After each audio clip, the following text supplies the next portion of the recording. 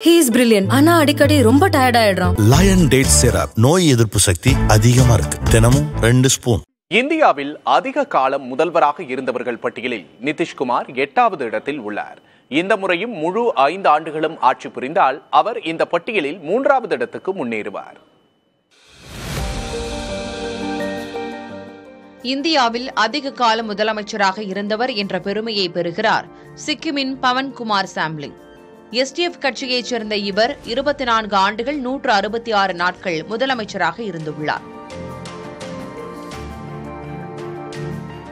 ஒடிஷாவில் பிஜு ஜனதா தளத்தின் நவீன் பட்நாயக் 24 ஆண்டுகள் 99 நாட்கள் முதலமைச்சராக இருந்துள்ளார்.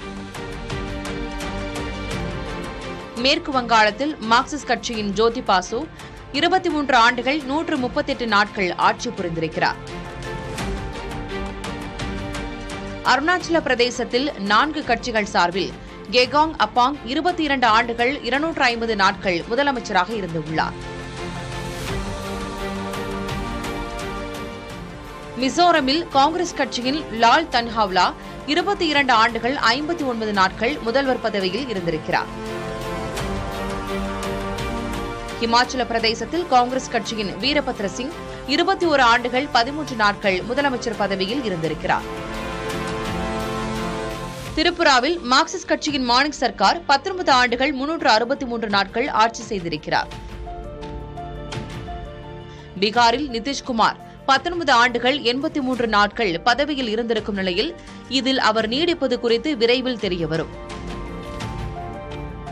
தமிழ்நாட்டில் மு கருணாநிதி 18 ஆண்டுகள் 362 நாட்கள் முதலமைச்சர் பதவி வகித்திருக்கிறார்.